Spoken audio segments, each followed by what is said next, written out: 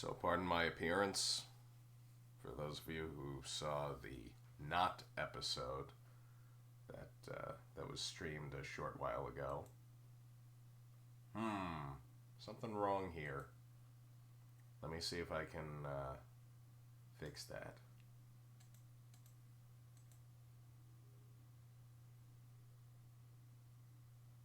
Yeah,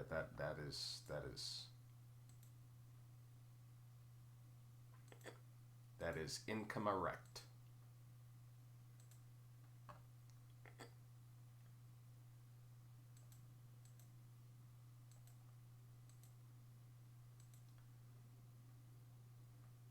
Some days I has no idea what I'm doing.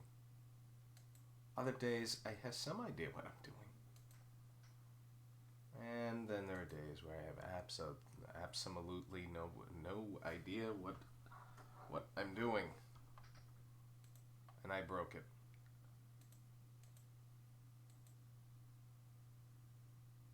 And it exploded it.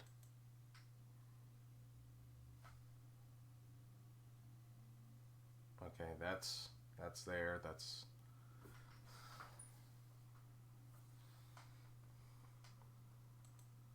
okay. Let's look at the draw cam. Oh boy. Oh, this is shocking.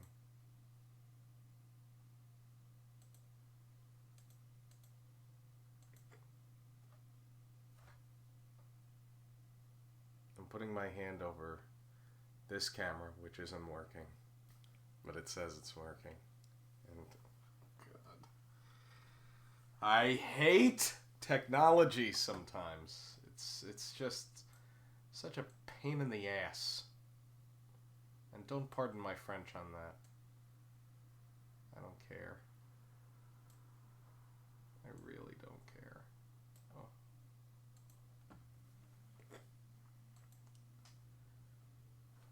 I'm gonna turn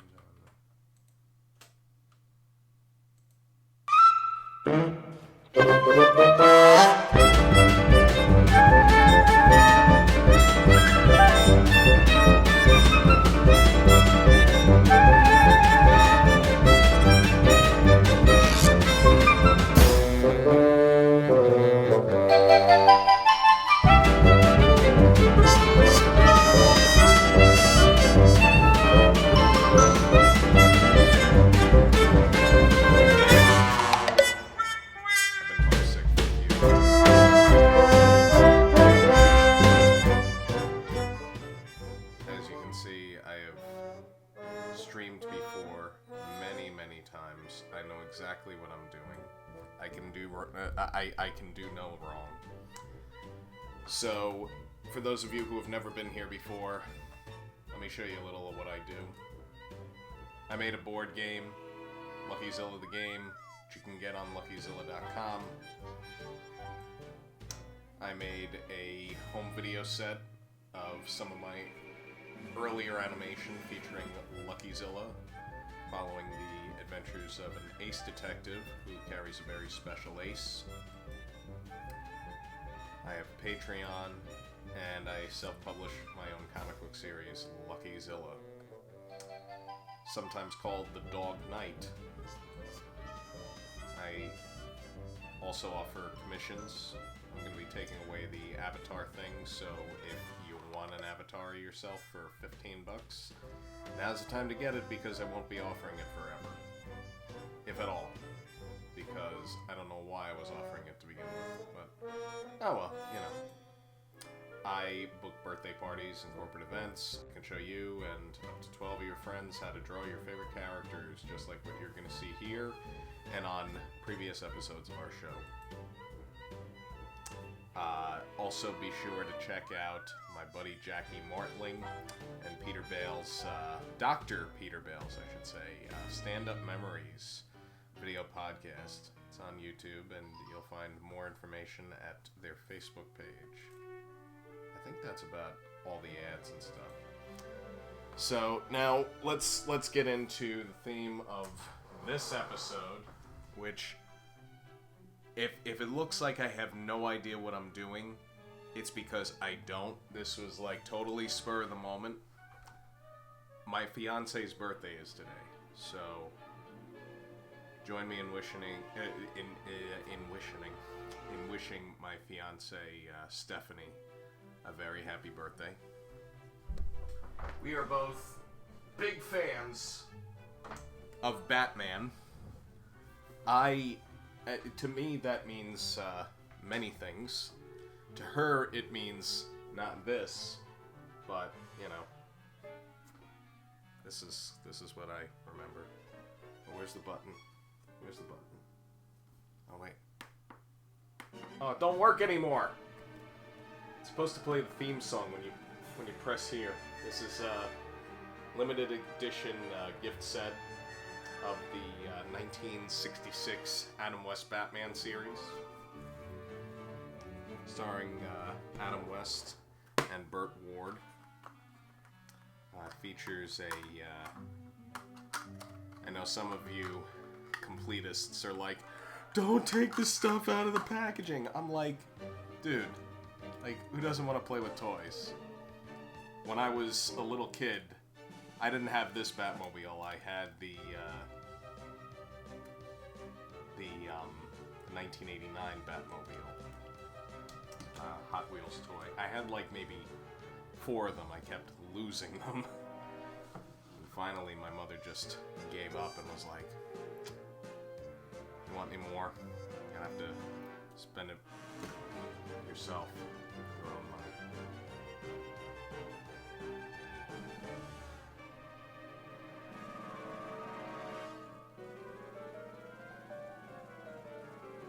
I honestly could sit here and do this all night, but that's not what you came here for, right? To see me play with toys. Now, what Batman specifically are we going to be drawing? Well, that is a very good question. I don't really know that either. But I do know I have been a long-time fan of Batman. Well, let's see. Right here, this is an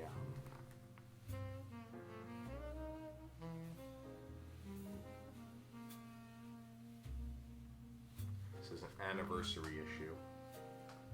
Detective Comics number 627 from January of 1991, marking the 600th appearance of Batman in Detective Comics. And being that it's so fitting, it reprints. This is how I first read the very first Batman story. I bought this from a friend of mine many years ago, and I could not believe just how primitive this first Batman story was. Now, somewhere, unless of course I junked it, I had an action figure of the 1939 Batman. Now, Batman, in his first appearance, is not the Batman that we know today. Like, he wasn't even a twinkle of what he was today. The very first Batman story, Case of the Chemical Syndicate, only 6 pages long. It was written by Bill Finger, illustrated possibly by Bob Kane, one of the few things that apparently Kane ever actually drew himself.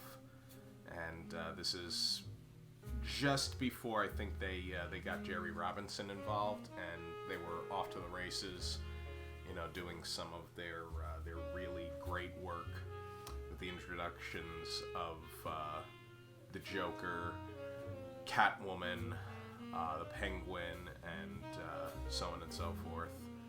But yeah, I mean, in the beginning, it was very rough, very crude. Bob Kane, the self-proclaimed creator of Batman, was notorious in the comic book business as being a swipe artist. I don't use that term swipe artist because, I mean, I don't steal art, because that's a no-no. And there are some Facebook groups. I'm not gonna name actual ones because I'm not here to advertise them, but if that's something that you're into and you like to call people out, which that's not something I really do, but hey, some people make a living at it, and if that's your thing, then that's your thing. Go ahead, more power to you. There are some Facebook groups for identifying swipes in comics. I couldn't tell you what they're called. But with regards to the 1939 Batman, I guess that's going to be like where we get started in tonight's episode. It's like, what did the dude look like when he graced the pages of Detective Comics number 27 in the far off time of 1939?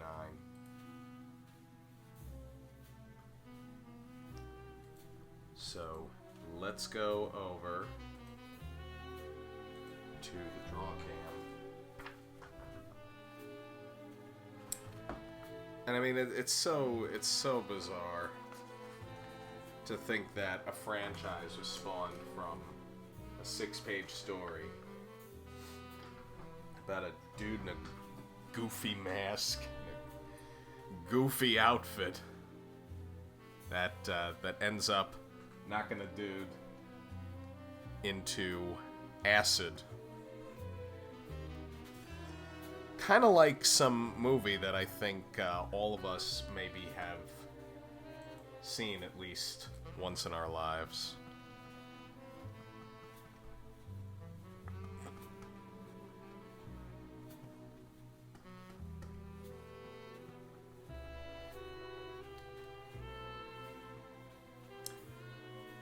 My fiance and I got some really good news and good vibes today. Nothing that I can really go into because it's personal, but you know, considering we are both home and we're sick and we weren't able to go out, it was you know, good to hear this. And also, without naming specifics, I want to give a shout out to my friend Jenna Malone on a particular anniversary she's celebrating today, and many happy returns of the day.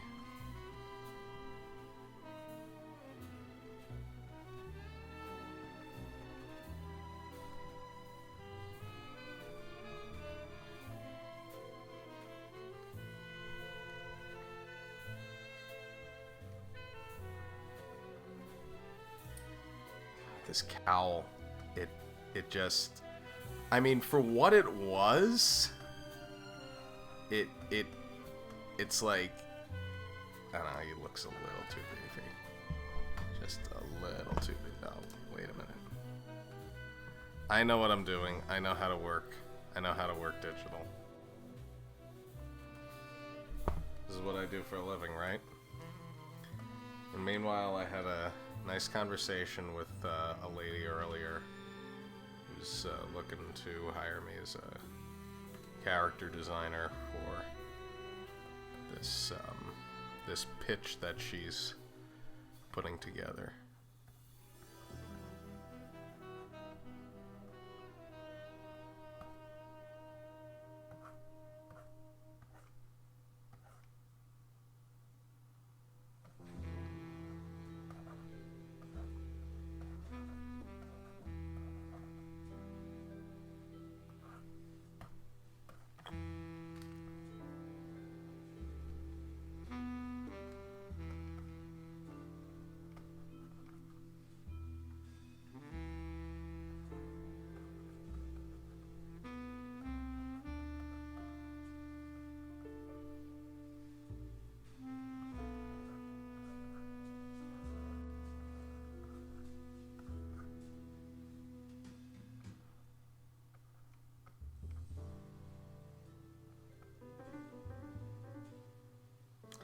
In the early goings, Batman had very generic-looking gloves.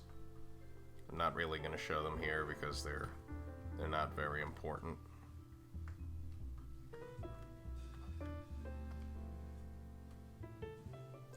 He had a cape that resembled bat wings, and that was kind of what Finger and Kane were going for. More so Finger than Kane. Milton Finger, who was born in 1914, a couple of years Bob Kane's senior, I think kind of got into comics by accident. He was a friend of Bob Kane's, and they would sometimes get together and shoot the shit, as it were. Come up with ideas together. And Bill Finger always had like a certain way of working that I guess always appealed to Bob. He's like, you know, that kind of works. Yeah, let's do it. That works better than what I had. And there's a rather amusing comic floating around that details what Batman would have looked like had he been created exclusively by Bob Kane.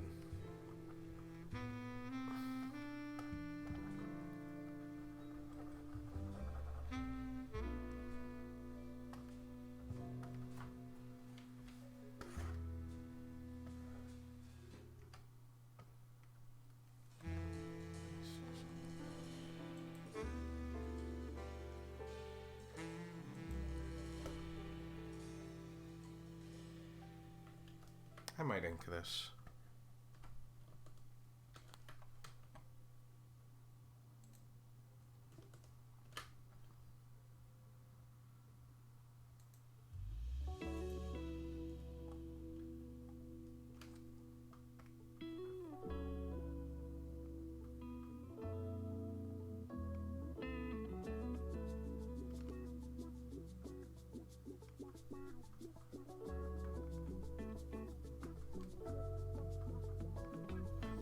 I mean, some things he had, like, right off the bat are right off the bat.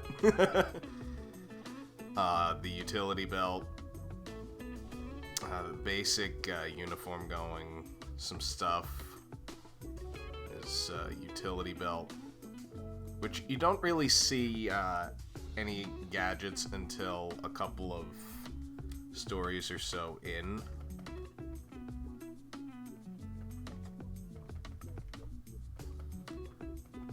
What I like about this particular uniform is that it looks kind of comfortable to wear.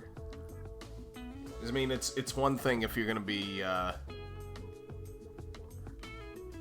you know, climbing rooftops at night, punching criminals and stuff. It's another thing if you're gonna do it and you're actually gonna be comfortable in the clothing.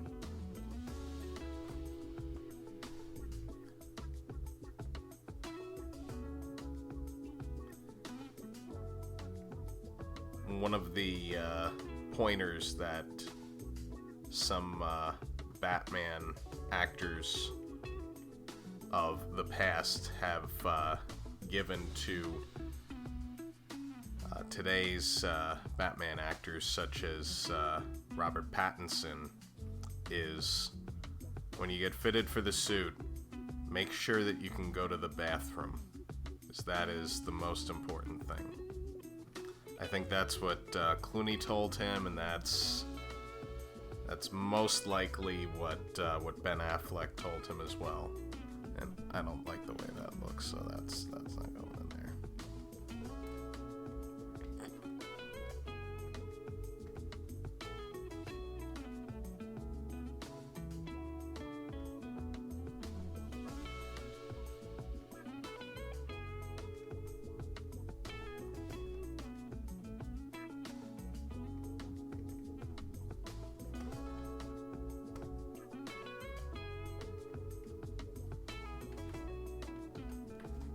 Obviously, it's it's hard to...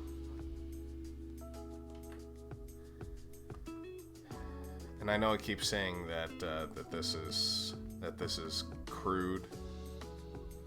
I mean, it is by, you know, the Batman that we know of today, but at the same time, it's still very difficult to imitate.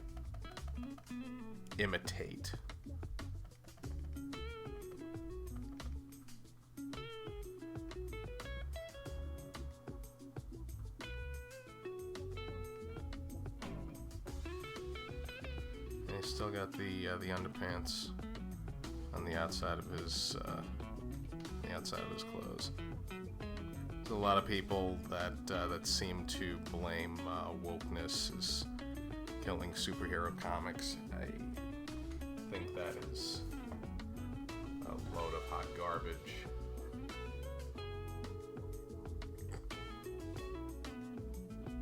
Hi, Jay. Yeah, sometimes the thing might freeze only because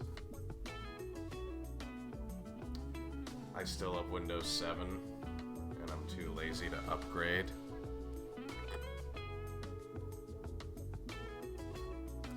And I keep getting told by my computer that keyframe too low. And I don't know what that means, and I don't care, so I'm not gonna try to figure it out because I'm a stubborn bastard.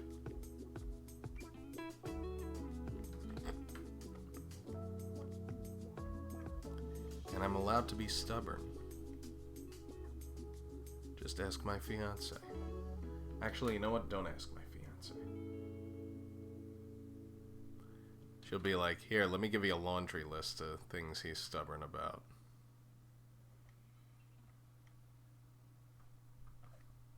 Send good healing vibes to my lady love. It is her birthday today.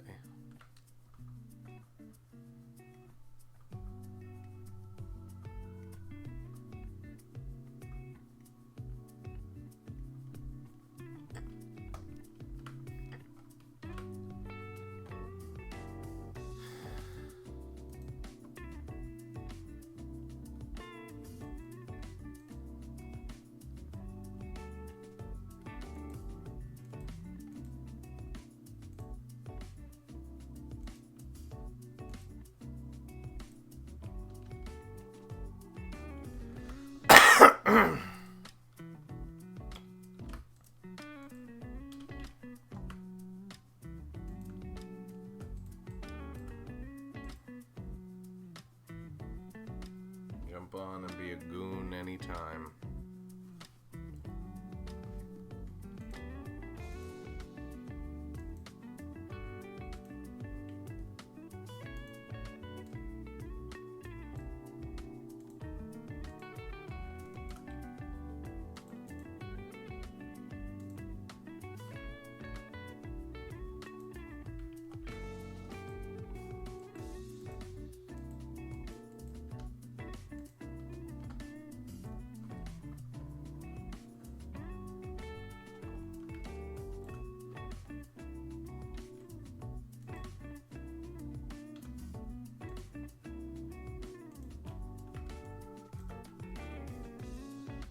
I wasn't awake last night because I was sleeping, which sounds kind of redundant actually.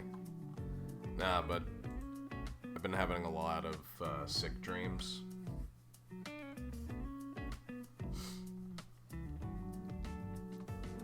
Not fun, you know.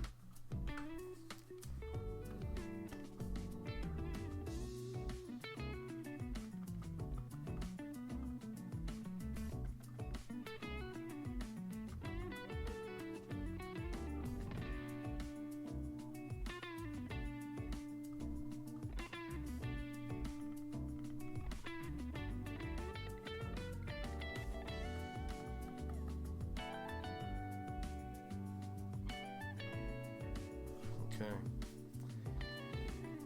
Yeah, there's our first appearance, Batman.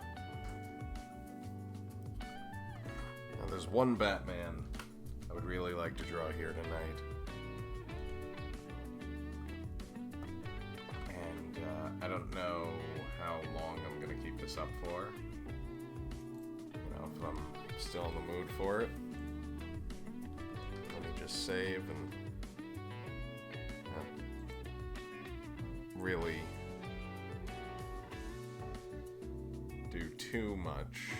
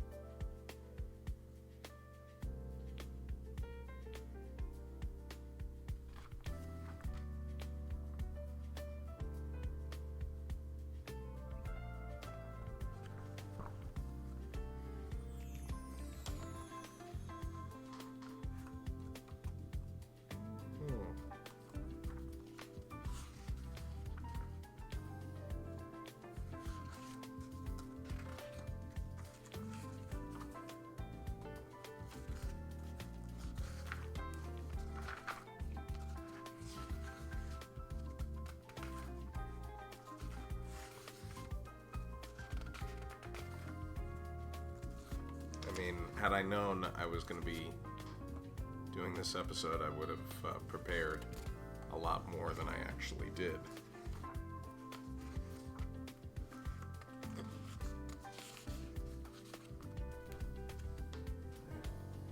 Not so much of that. Perhaps this. That is looking right.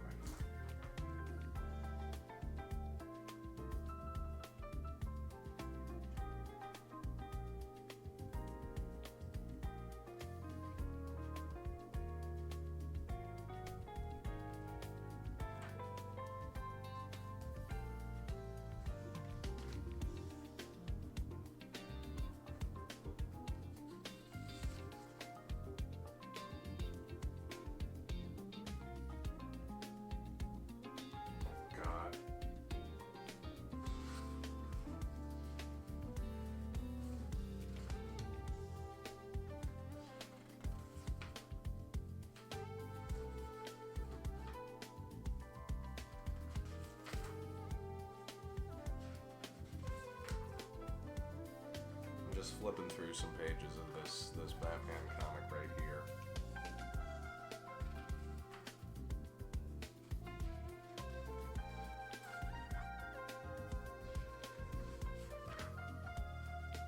A little off the chain. Okay. Here we go. Here's some food for thought. Now, this right here is Batman drawn by Norm Breyfogle. There are, other than Neil Adams, two quintessential Batman artists. Jim Aparo and Norm Breyfogle. Neil Adams is a legend in more ways than are calculable. And other than him, because Neil, man, there is like nothing you can't do. But the first thing the first two guys that I think of when I think of Batman, I think of Jim Aparo and I should say the late Jim Aparo and the late Norm Breyfogle.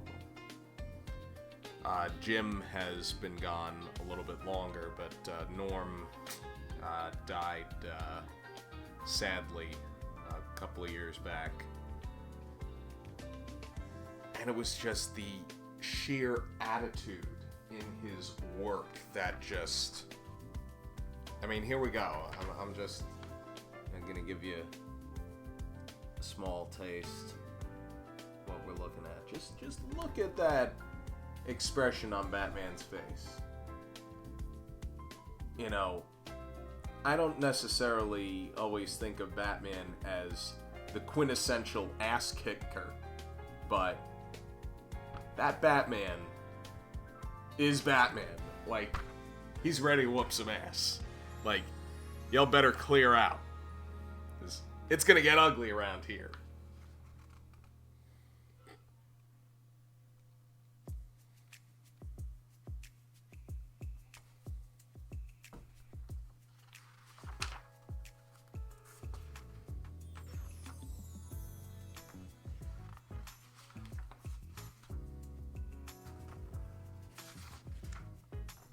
Sorry. I'm just... I maybe I shouldn't have done this episode without preparation. You know, here I am, you know, geeking out about Batman stuff. And meanwhile, here's a great cover for first appearance of Tim Drake as Robin, Batman number 465, and that is 1991.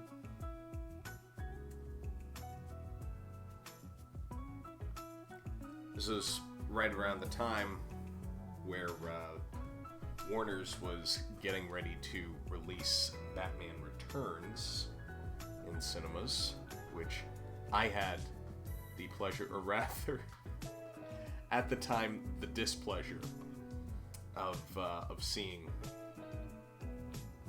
when it first came out. I was horrified. But, you know, I know we're jumping around a lot.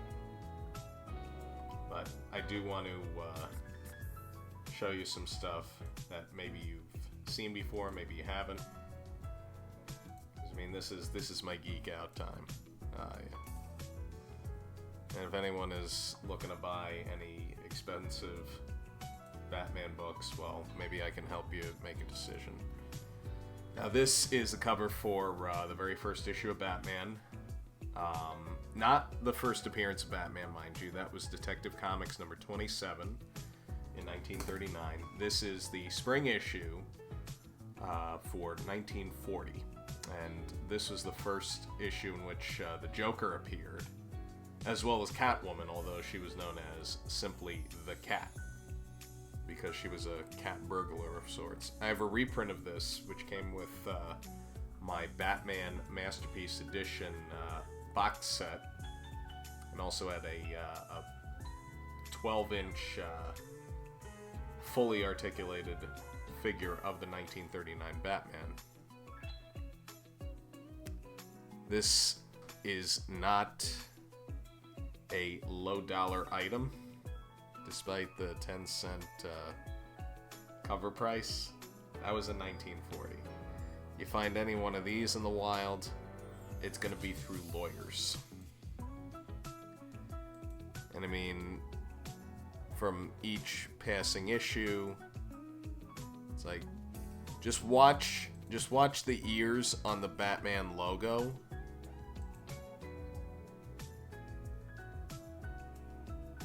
Watch that line of sight. I like the construction here of these covers. How the words are kind of on an angle and the characters are kind of on an angle. So whether or not Bob Kane actually drew any or all of this art almost doesn't really matter, because that could be a debate y'all could have on your own time. More brand new whirlwind adventures of the Batman and Robin. I mean, I'm curious. I'll look, but I don't know if Bob Kane drew that cover. Climbing a ladder. I mean, it's like first few issues, they're more or less in the same pose, but I don't know, looks kind of cool. You get the sense of action. It's kind of a creepy ass cover. Kind of missing the bat symbol. This right here, though, is one of my all-time favorite comic book covers. This is what we call the Infinity cover. And I like how the back of the comic is blank, even though in reality it's not.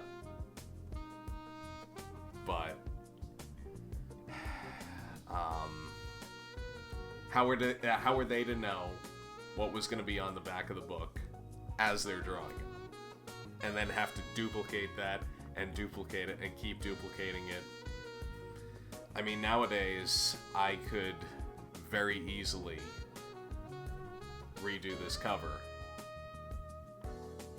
in, I don't know, maybe the time it takes me to draw one iteration. But this is 1941 that they're doing it. So, all of this was done by hand. Like, that is an incredible amount of patience. Now I'm gonna tell y'all a very interesting and very heartbreaking story. But before I do, look at the frontispiece for Batman #1 and Batman #5. See how those ears are shrinking? I guess at a certain point they realized, you know, the pointy ears on the cowl aren't quite, like, all the way up there. And I mean, they weren't even all the way up there by this time, in early 1940. So it's like they kind of saw the writing on the wall then and there, you know, let's kind of have some consistency. So by Batman #6, you know, we're starting to see what would be the Batman logo until 1965. Actually, like 25 years. This is the logo that's on the Batman comics. So let's see. Yeah, this is Batman #50, 1949.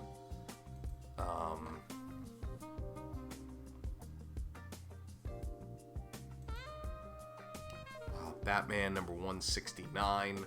I actually have this book somewhere. Or had it, unless I sold it and forgot about it. This right here was the very last book in the series to have this logo, and then it changed to this one. Still a nice logo. Yeah, this one I sold. Yeah, this one I had. Not in good shape, but I had it. But anyways, let's go back a little bit to Batman #16. And then we're gonna get into our next Batman. I was unemployed at the time.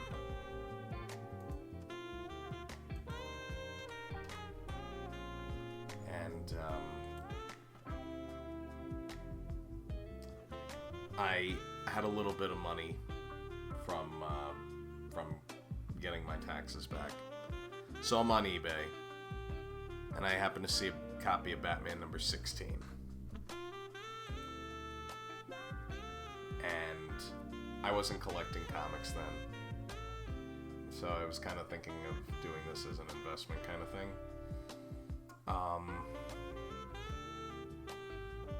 And the bidding was actually not that bad.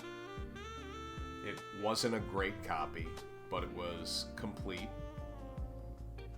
And it's significant in the Batman mythos because it is the first appearance of Alfred. Now, Alfred was introduced also in the Batman movie serial, of 1943. Really terrible movie serial. Really terrible iteration of Batman. When it comes to black and white Batman movies, which there's that one and the 1949 one, see the 1949 one, if anything. It's not great, but it's better than the absolutely hot garbage 1943 Batman serial. It's awful. And it's racist. So, let me tell you something, kids. You think I'm woke now. I'll show you how woke I am. Just so that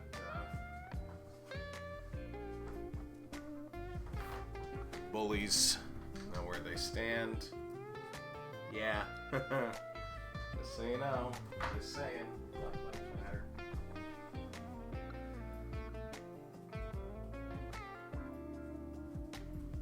And trans lives matter.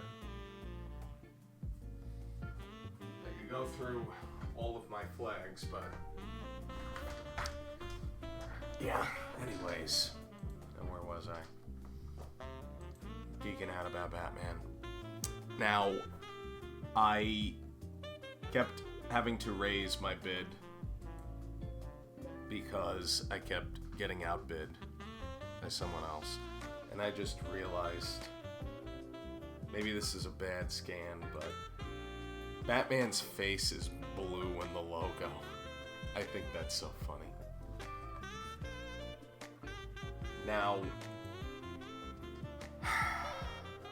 I came so close to getting Batman number 16. But then finally the bid went up to like 220 and I'm like, yeah, I can't do it. And so then I check a day after the auction ends. It went for $275. Now that was 12 years ago. So there is a very good chance that that copy today could go for a great deal more, but little lesson on value, kids. Value doesn't necessarily mean what something is worth.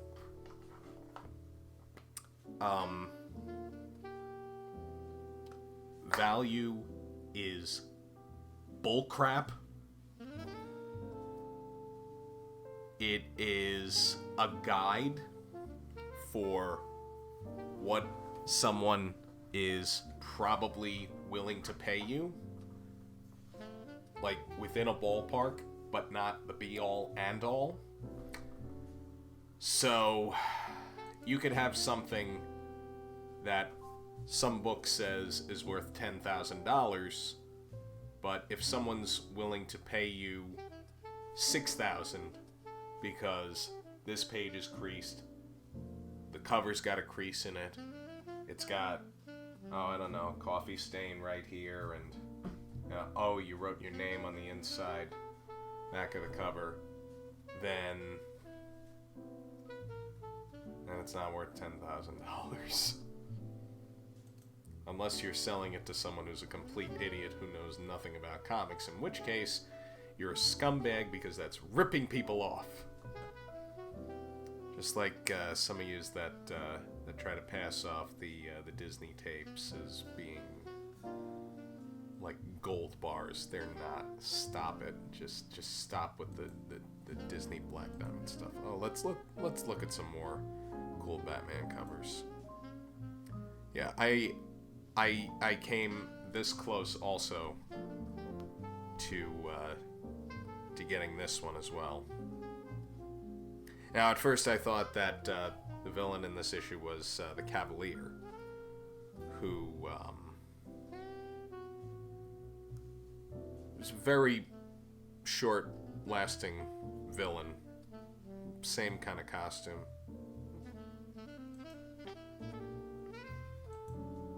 Interesting Joker cover. First Joker mobile.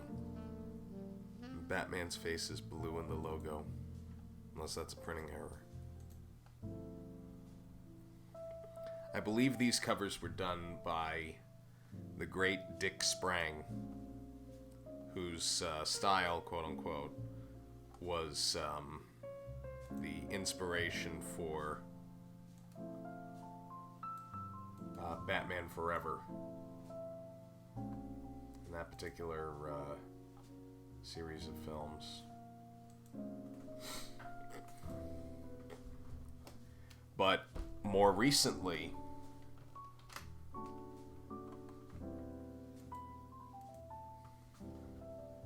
like within the last 12 years, Dick Sprang's Batman was the influence for the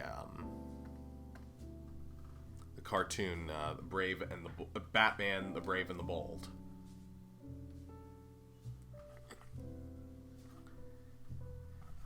Now, Dick Sprang's Batman isn't my favorite Batman, but you know, I still have to say it is a treasure trove of geometric genius.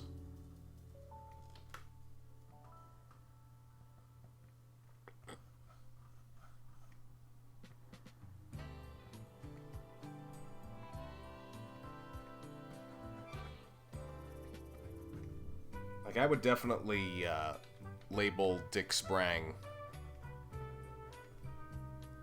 as the first, like, truly great Batman artist. Like, I mean, of course, there's Jerry Robinson. You know, we can't leave him out because he was very instrumental in the design of the Joker. Much as Bob Kane would like us to believe that Jerry Robinson had nothing to do with the look of the Joker.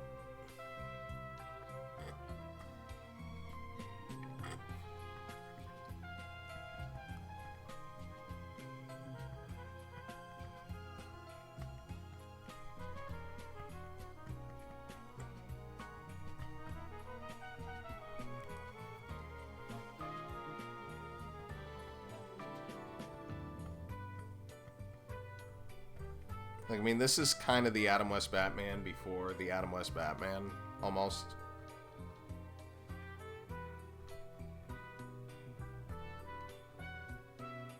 It's very, very, very hard to emulate.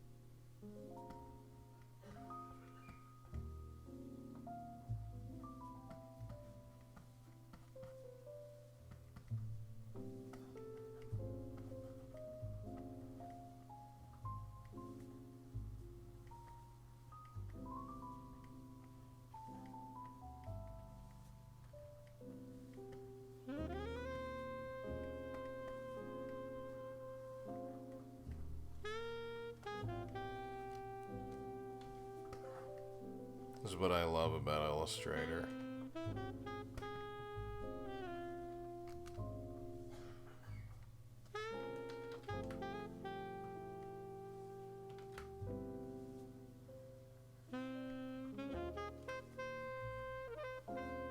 Batman's like, yeah, it was a wise decision, my friend. Otherwise, I would have had to beat your ass too.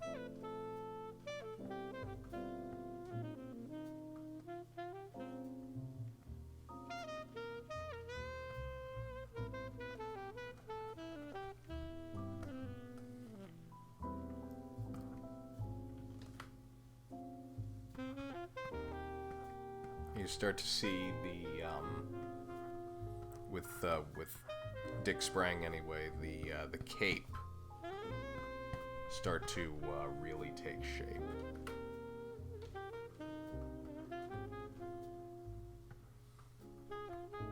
Now, when you hear Neil Adams go on about drawing Batman, and better yet, I shouldn't even phrase it like that, because then I, sound like I'm talking down about Neil, which I'm not.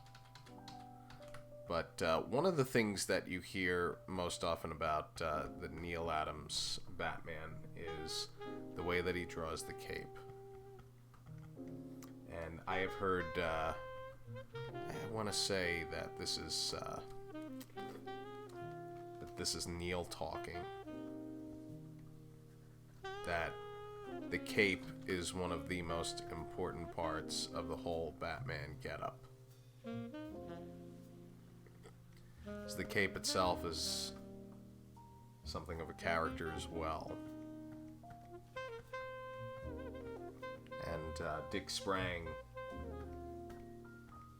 recognized that very early on. He was an early ghost artist for Bob Kane, as well as Shelley Maldoff. I could have these names wrong, so if you know for certain, then please correct me. I know that my friend Thad Komorowski isn't a Batman guy, but he is something of an expert in terms of IDing certain artists.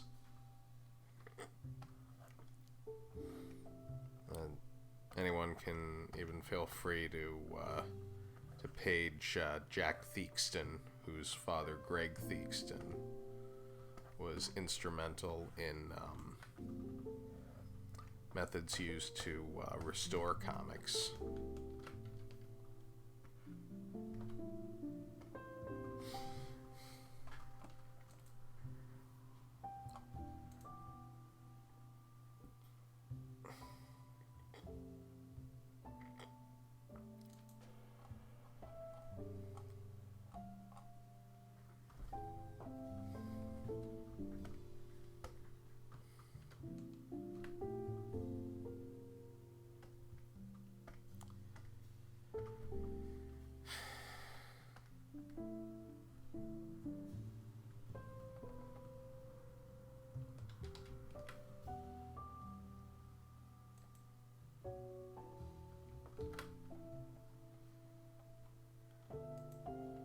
We're gonna ink this one, and then we're gonna do one more Batman.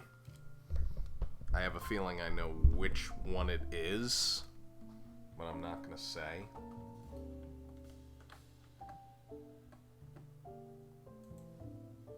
Because in case not everyone's a fan of it, I don't want to hear about it.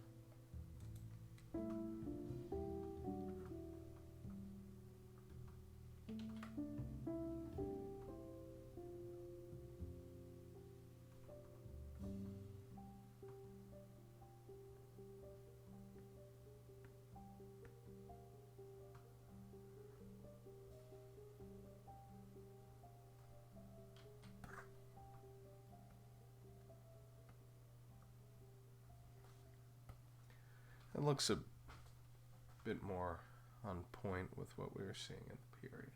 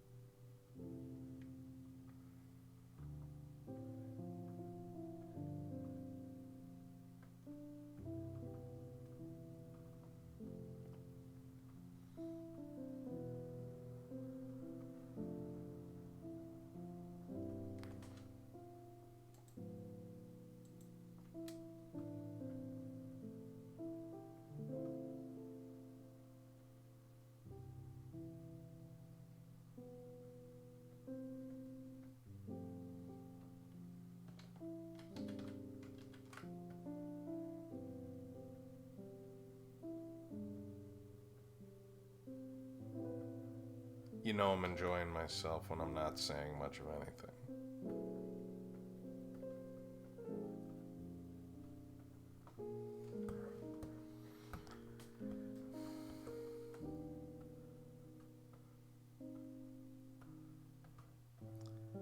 But I should say like plenty, because I know I have plenty to say.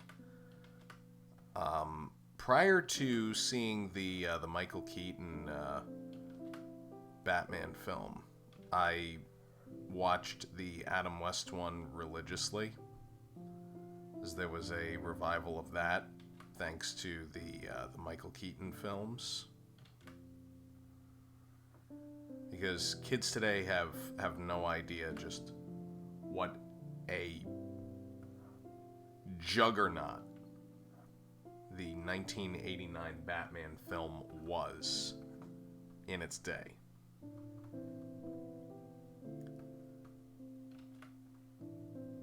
Like,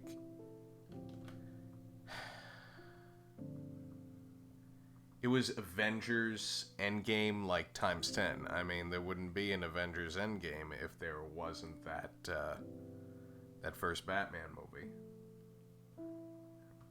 Comic book movies were thought of as box office poison because in 1987 the fourth Superman movie tanked at the box office.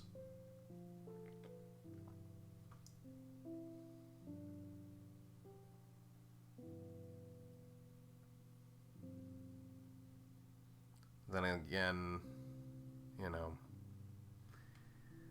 It's just for a little bit. And then they kind of learned their lesson. And along comes Batman, and by the mid-90s they were going campy with superheroes again, but be that as it may. And then Shaquille O'Neal played Steel, and, well, anyways. Where was I going with this? I don't know where I was going with this. Oh yeah, The Batman, with Robert Pattinson, that just recently hit HBO Max just this week. I highly recommend, if you have not seen it, that you do see it, because it is quite a treat. Like, Steph and I saw it in the movies. Very glad that we did. She's like, I'm still not a big fan, but he was better than I expected. I believe that's what she said. She'll quote me on that later if I'm wrong.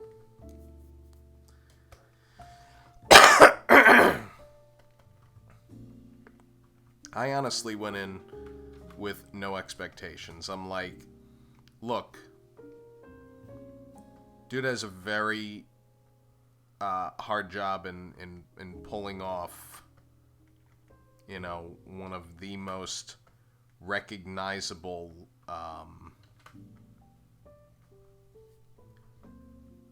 IPs in the history of media. Robert Pattinson, that is. And yeah, he was in a movie about vampires, I think. I think he was the vampire. I don't know.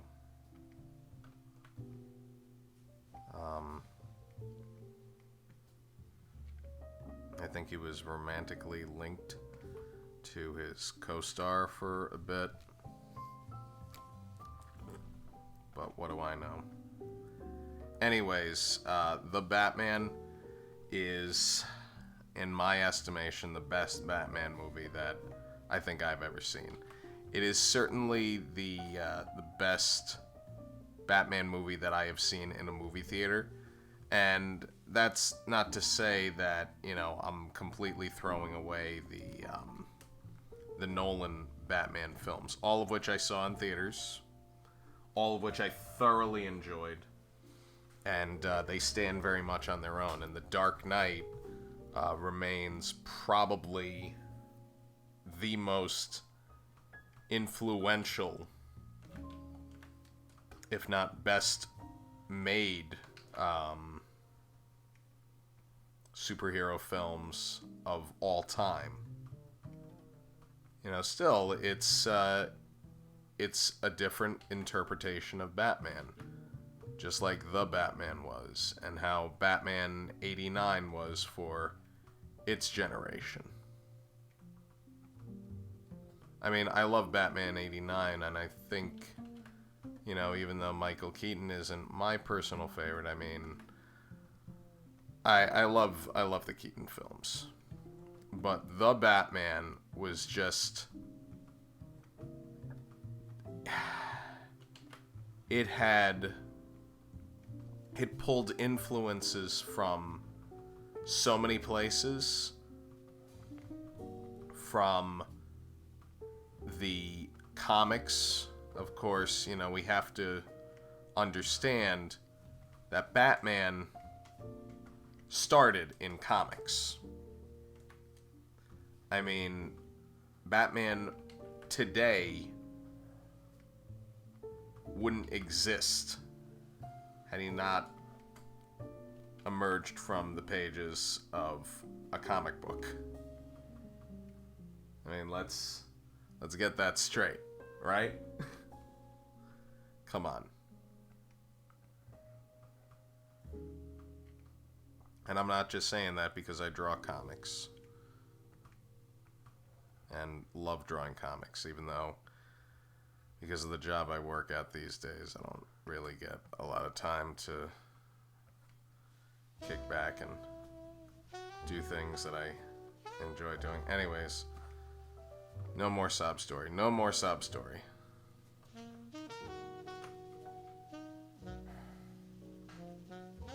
I'm feeling like I need another nap.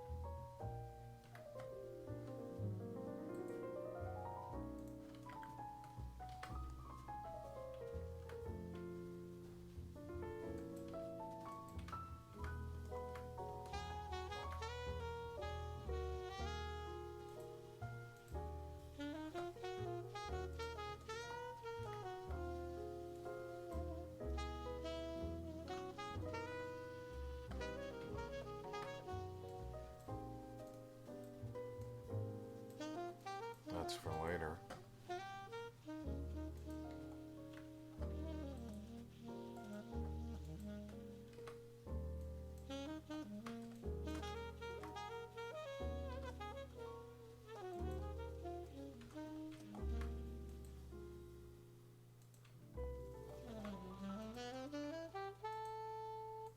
That's more of a green color, but I'm trying to be accurate if possible.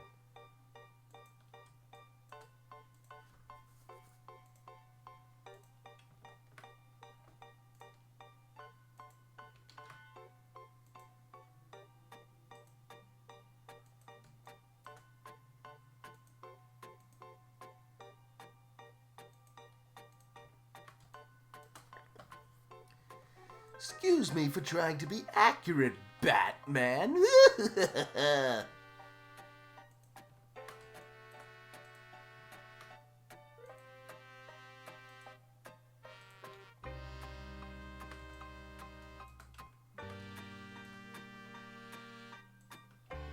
Oh my god, these colors are like so off.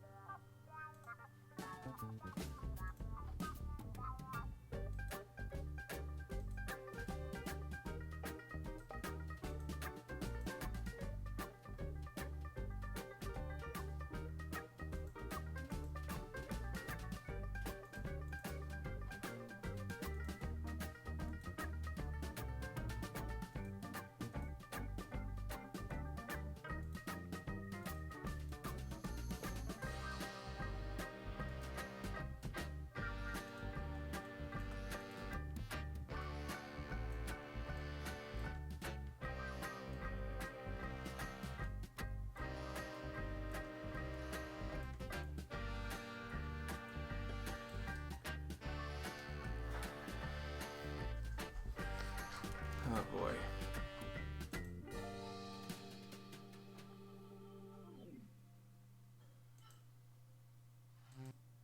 I don't know if I have any more in me right now, folks.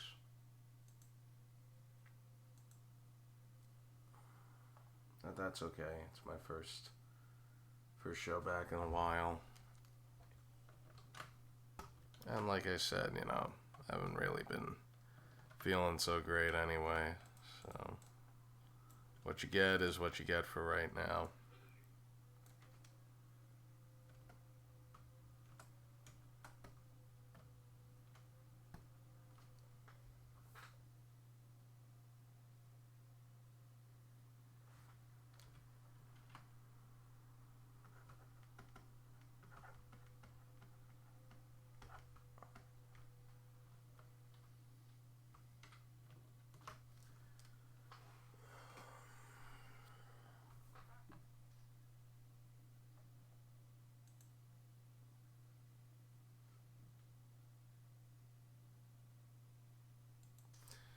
Yeah, so I hope everyone stays safe and does good stuff, I guess. I did all the advertising earlier in the show. I hate algorithms. I don't like the whole idea of it. And, you know, I'm not going to piss on other people just to get ahead. So I hope everyone stays safe, has a great night, and by any and all means, stay drawsome. Where is it? There we go. I know what I'm doing.